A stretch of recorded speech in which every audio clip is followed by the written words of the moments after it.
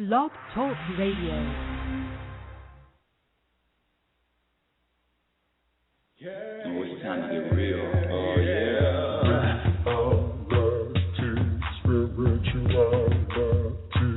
It's a new experience.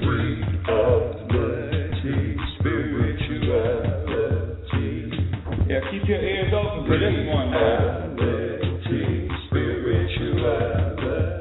You got a question for RLN?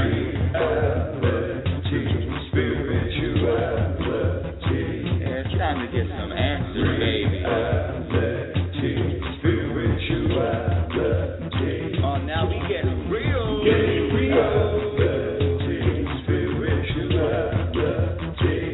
time to get down.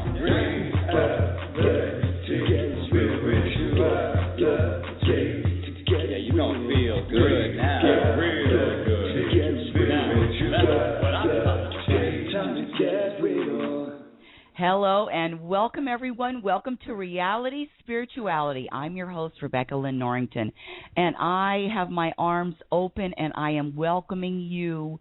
And I'm so glad that you're going to spend this next half hour, 40 minutes with me. Today is going to be a special show because my son Nathan is going to be on the air with us, and we're just waiting for him to call in. But before we start, let me give you a little definition of reality spirituality for my new listeners. Reality spirituality is a term that I use that dissects our everyday life experiences and links it to spirituality and personal growth. Everything that happens to you during the day, every event, every situation, every conversation has a link to spirituality. And that's what reality spirituality is all about, dissecting the situations and getting everything down to the least common denominator to discover how we can live happier, and what's stopping us from being happier. Oh, look who's here. Well, let me pull Nathan up on air. Nathan, hello. Welcome, Nathan. Welcome to Reality Spirituality. Well, welcome to you. And I have to say to my audience that this is an impromptu, it's a spur-of-the-moment show that we just put together less than, 40 minutes ago? Yes, to all of our listeners. To all of our listeners, and I rushed to the studio.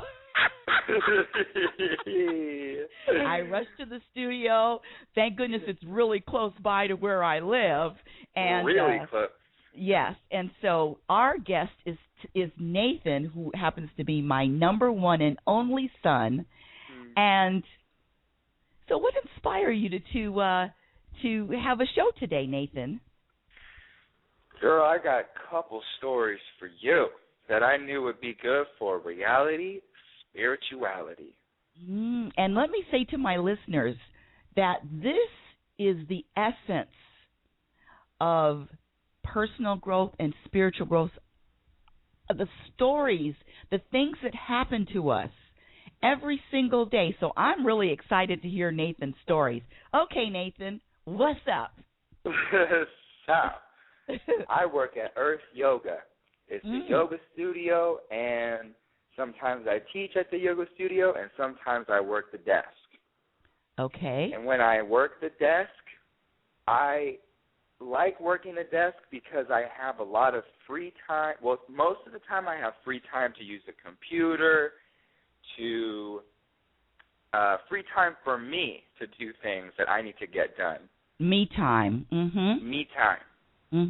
So yesterday I was working the desk in the morning, and I just decided to bring in a lot of my dirty clothes because there's a washer and dryer there, and since I've been working there for a long time, I get to maybe wash a pair of shorts or a shirt, yoga shorts or whatever whenever I want to.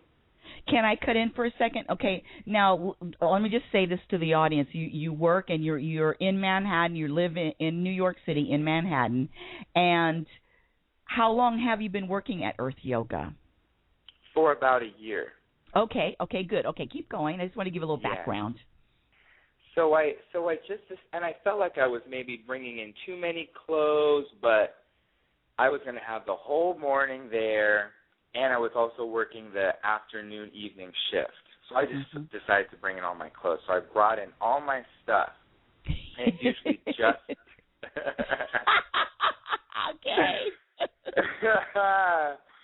And it's usually just me in the afternoon. Sometimes it's not. Sometimes the owner is there, but I like it when it's just me. Yes. I'm thinking I'll go in, get in early, I'll wash all my clothes, no one will be there, I'll get all my emails done. So I get there in the morning, and not only sorry for laughing, but I'm just kind of guessing. So you weren't alone, is what you're trying to say. You're damn right I wasn't alone. No, I wasn't. Yanti's there. She's the owner. Yanti's in the house. She's not only there really early, but she's already done all the cycles of laundry before she got there. Because I can't just put my clothes in by themselves. I have to put them in with the yoga towels, with the, you know what, this is not just my clothes. I wash them with the other stuff. Oh, okay, so that makes it clear, yeah. Okay, then what happened? So now all the clothes are already washed and dried. It's like I can't do any of my clothes, and I'm like getting pissed off. I'm like frustrated. Why is she here early? She did all the laundry. Now I'm gonna have to keep going. I was thinking, and I can't do my personal emails if she's there, and we're talking. I told you we talk. Sometimes we talk about whatever. We talk about yoga. So, I don't want to talk on this shit. I have things to do. I plan to do all this stuff. My laundry. My day is ruined. My afternoon's ruined. You know what I love about your stories, Nathan? I love the fact that you share all of the thoughts that are going through your head. I mean, that's really important because we all have these thoughts. Okay, now my day is ruined. Why is she here? I'll keep going. I'm sorry to interrupt you, but this is very important. This is what I'm talking about, dissecting our everyday life to get to spirituality. Okay, keep going. Yes. So I'm thinking it's the worst. It's like one of those worst case scenarios. It's like she's here, all the laundry, all that stuff. So then she comes out of the yoga studio, and we said, "Hey, good morning."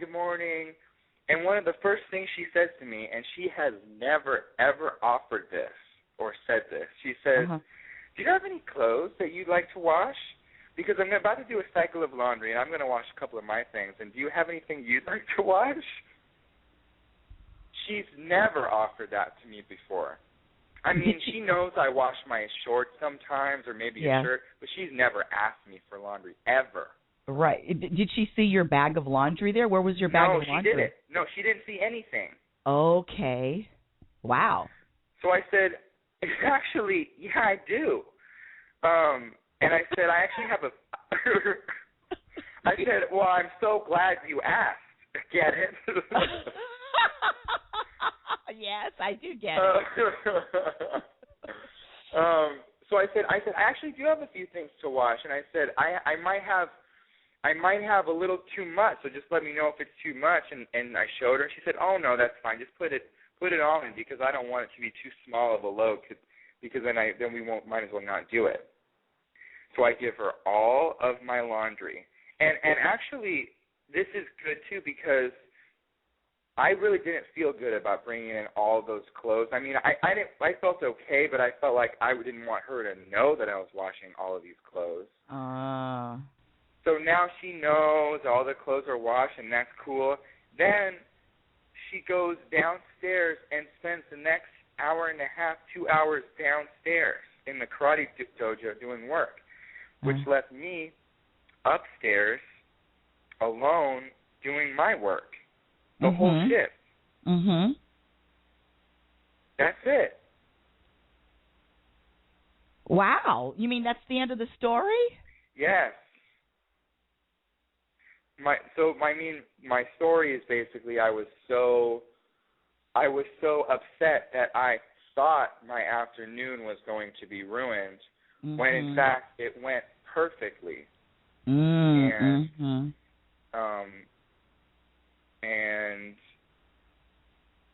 yeah, me like thinking, oh, this is going to happen like this, and now this sucks. And so I think we were even talking about this, I don't know if it was the last show or one of our conversations, when you were saying that you're waiting for something bad to happen. Is that kind of the same thing? Yes, it is. It's the exact same thing. And that's going to be, well, I don't know if that's going to be, but that is what's switching up for me, because I don't want to wait for the next bad. It was like, oh, this is bad, and now this is really bad.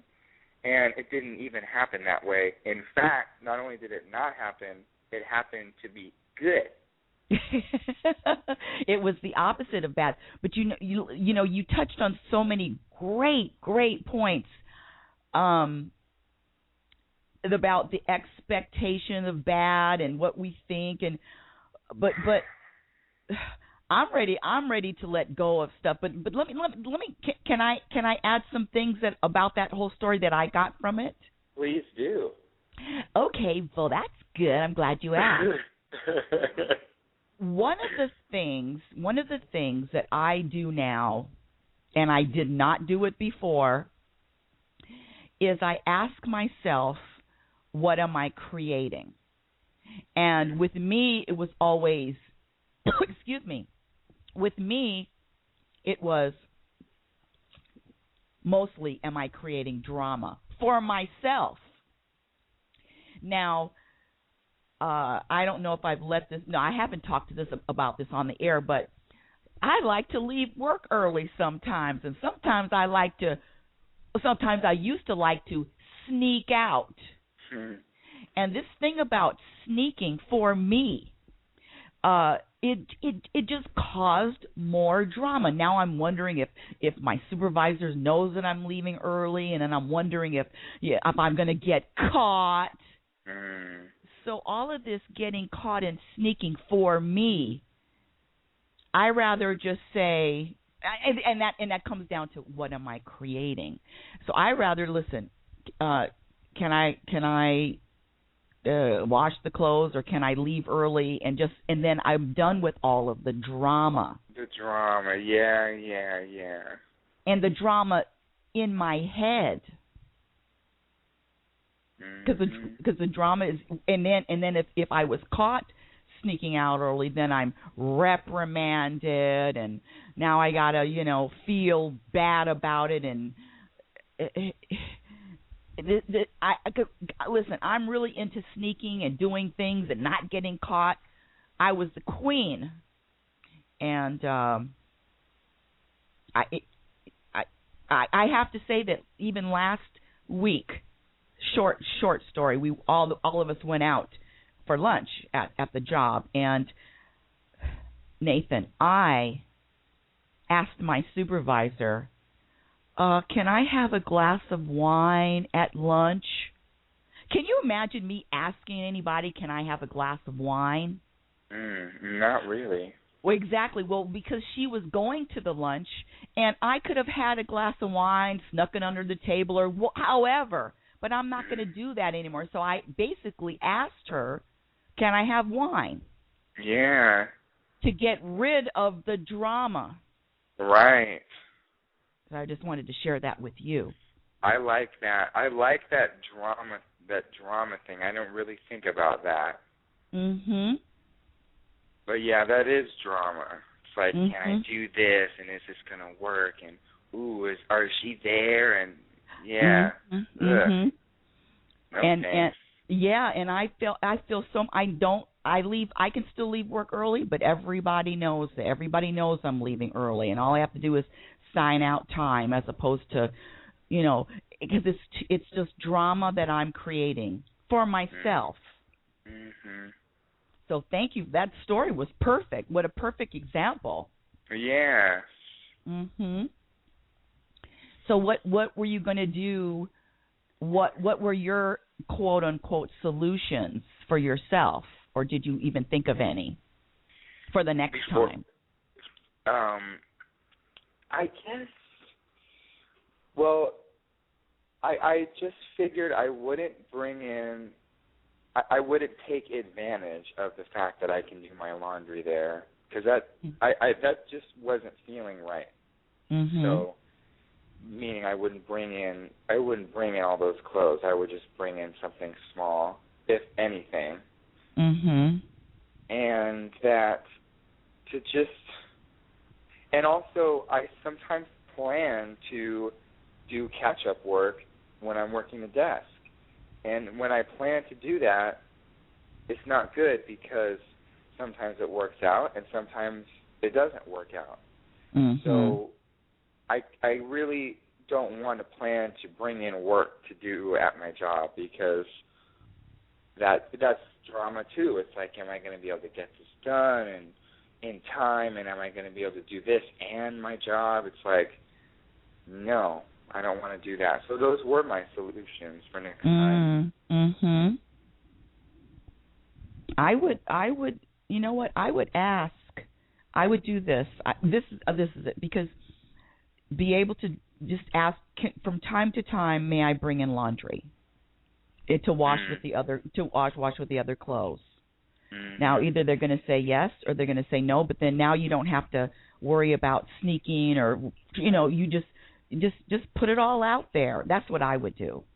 Yeah, put it out there. Yeah, and you just say from time to time, may I, is it okay? You asked me the other day, so from time to time, can I bring in, when I'm washing with the other clothes at the studio? Mhm. I like that idea. Mhm. And then sounds like she's going to say yes to me, but we don't know what she's going to say. But then now you're clear of all of the trying to bring in too much, too little. You can bring in whatever because you've already got it. It's all out in the open. Right. Mhm. That's a great story. I love that story. I have another Earth Yoga story, but I don't know what necessarily the lesson is and what the lesson is. Okay. But this morning I got there, and I'm the first one to open up the studio, and a light is on that is never on, and there's and I turn the lights on to the studio, and there's change on the floor, and the register is moved, and I open it up, and there's no money in the register. So it looks like someone took money. It looks like someone broke in. Mhm. And that is what happened. So I called Yanti, and she said, well, we have to call the police, and we have to do this report, and then so I was calling the police and sort of kind of opening up the studio, but without really touching that register area, and also wanting to not be flustered or like talking to the police when students are getting there. I want to be really cool for the students. Yes. And so the student gets here, she checks in, and then I tell this other woman who helps out at the studio, so she knows us. She's kind of a staff member, but she also takes yoga. And I said, hey, this student, it looks like some money was taken, so I'm going to call the police. So, if I need your help to help out the students while I'm busy, like, please help me out. And she was like really reacting, like, oh my God, like, oh, that's horrible, and and it was bothering me, because I was like, listen, shut up, relax, and just listen to me. It's not a big deal. The studio's fine. I just need you to be cool, because there's a student here right now. I didn't say this, but I was like, there's a student here now, and there's going to be more students in, and I don't need them knowing that someone broke into the studio. Anyway, it was just, but it was, I mean, she's actually a cool person, but I didn't need the reaction, and it's not it's not like the studio was trashed and everything's ruined. It was just money was taken from the register, and there's things that have to be done, and that was that. And actually, it was cool, and everything was handled fine. But yeah, I want to share that because that hasn't really happened. I've never really experienced that before. And that was that.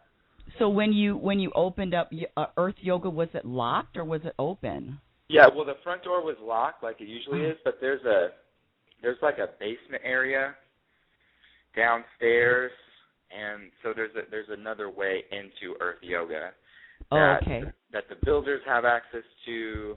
There's actually other people in the building that have access to that, and some people that have done work at Earth Yoga that have keys. So it's like, I don't know, who knows? Oh, okay. Yeah. Well, there is a lesson with that. Yeah, I'm sure that. Yeah. Would you like me to share it with you? Of course. Yeah. Anything. I just wanted to get it rolling. Okay. Good. That's a really interesting. This first of all, the situation. Because my house has been broken into also, and when you come in your home and you know that somebody's been there, it friggin' shakes you up. Yeah, it's weird. It shakes you up. And this is your first time having something like that happen like this? Yeah. Yeah. So I have to say that everybody reacts differently, but I would react differently now than I reacted 2 years ago when it happened. But it's still it's unsettling. It's unsettling. That's just the bottom line. But see, even though the things are unsettling, you still have a calm about you. You still have your head about you, and it's because you're connected. I mean, I'm not saying that you were skipping and this is just great, but I'm also saying that you were able to think clearly, or clearer than, this is my opinion, than whoever you told.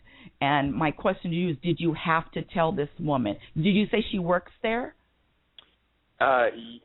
She helps out, yes. So she gets like free classes for helping out. So she kind of works there, yes. Oh, so she was working. I did have to tell her, yes. Okay. So. But I sure didn't tell anybody else.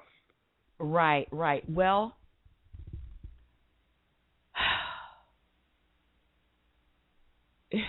one of the hardest things for me to do is when somebody is reacting like the opposite of, number one, what I'm reacting to, or number one, what I think they should be, and especially when they're taking it to another level, a higher level of just more worry and more stress and more anxiety and just panic mode, right? Panic mode. One of the hardest things is to not let their energy soak into you. Mm-hmm. And that's what it felt like to me, that her energy soaked into you. But let me say this. I think that even though you were calm about it and you were, taking care of business, she could feel your energy too. Energy goes both ways. And you guys did like an exchange of energy. Does that feel right or not really? That does feel. I believe that's true. Yeah, and that does feel right. Yeah, so and it's never about her energy. It's all that tells me or tells you or just points out when I'm in this situation or anybody's in this situation is that you Nathan, practice or are on the way to or on the journey to not having anyone's energy affect you. So someone can be screaming and panicking, but it just bounces off of you like Teflon, just bounces off of you. And that's where you're moving towards. That's where you're going. That's what I feel. I like that. So when this happens again, because it will happen again with something else, some other thing that'll come up, someone else will be at a higher level of intensity than you are, you're going to find that their intensity doesn't affect you. Doesn't affect you. And you're not even going to acknowledge it. It's like it's invisible. It's invisible to you. And with that, I have a quick story. You know our friend Sid, and for the audience, Sid and Annie and Sydney. It's a little family. They're family of ours, and it's a little family of three. Sydney's 13, Annie is the wife, Sid is the husband. This just happened yesterday, and Annie is very she's reactionary, and she's just reactionary. And so Sid, she was asking him to pass a water bottle or something, and he accidentally spilled the water, and it was spilled on her, and it spilled on the carpet, and she started screaming at him. Screaming, "Oh, what are you doing? You don't spill water all over me." And then you know what he did? He turned away, but halfway, and he started smirking because he really thinks this stuff is funny now. He thinks that somebody screaming and yelling for no apparent reason and just out of habit or not even labeling it, but this is their personality. He thinks that's funny. So eventually, my dear puppy, when people react like that, I'm just making a prediction that we're going to be able, myself included, are going to be able to, we don't have to laugh in their face, but we're going to find it amusing, just like you find my stories amusing when something crazy happens to me, and I think your stories are funny. And so we're going to find these people with these kind of different energies actually funny eventually. Right, I know what you mean. Mhm. What do you think? Hey, I like it. I like it. But I don't know how I'm gonna react to people's stories in the future. I just don't know. Yeah, that's true. That's true. I know that, and I don't know if I'm looking to laugh at someone's reaction to me, or if I always want to laugh at their reaction. That's true too. I might want to be still, or I might want to give it right back to them. I mean, it just depends. That's true. That's true. So let me say this. Giving it right back to them, is that what you did today? No, I didn't. Oh, okay. I didn't, but I did have something inside of me which had to have been given out, even if I didn't want it to. But I was like in my head, like relaxed, like I was bothered by it. Do you know what I mean? Yes. But I really felt like my primary objective was to just stay really cool and let her know that I'm cool, and I did do that. Mm-hmm. I think it wasn't 100% one way or the other, like everything. Mhm. But mostly I was really cool. Like, hey, look how cool I am. It's all right. I just want to sort of get the facts out, but I was a little bit. Yeah, and I call that suffering in silence. Oh, okay. Yeah, I mean suffering internally. Yes. You know, when you're bothered. Yes. Okay, so this is my last thing to say about that whole thing. It all comes down to the bigger lesson, and the bigger lesson is accepting. Accepting other people, how they react, what they say, what they would do, even though it's different than how you would do it and how you would say it. So it all comes down to accepting, and once I start to accept other people, then they can react and say and do whatever they want, screaming at the top of their lungs. But that whole thing is about accepting. I like that because I do want to accept. And we know that when we accept ourselves, we accept others, and they both go hand in hand. So that's what that lesson was about, accepting that woman and her crazy hysterics, and I'm not even going to say crazy, but accepting her reaction. Yeah, because it really wasn't too extreme. But anyway, yeah, no, it's good. I like that. So those are great stories and great lessons, Nathan. Yeah. Well, thank you for doing an impromptu show with me. Yes. Well, thank you so much for calling, and thank you for sharing. You're welcome, Mom. And so, everyone, we're going to recap with the first lesson was about what, Nathan?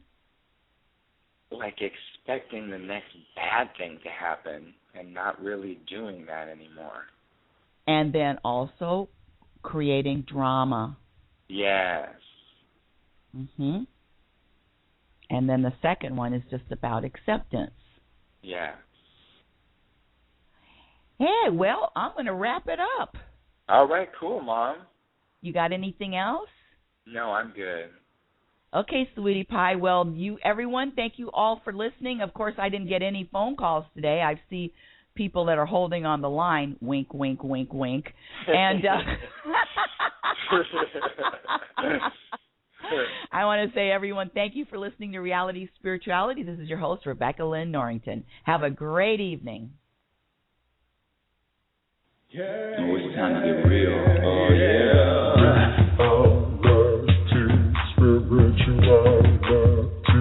It's the new experience.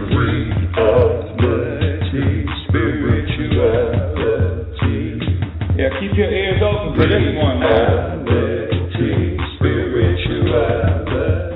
You got a question?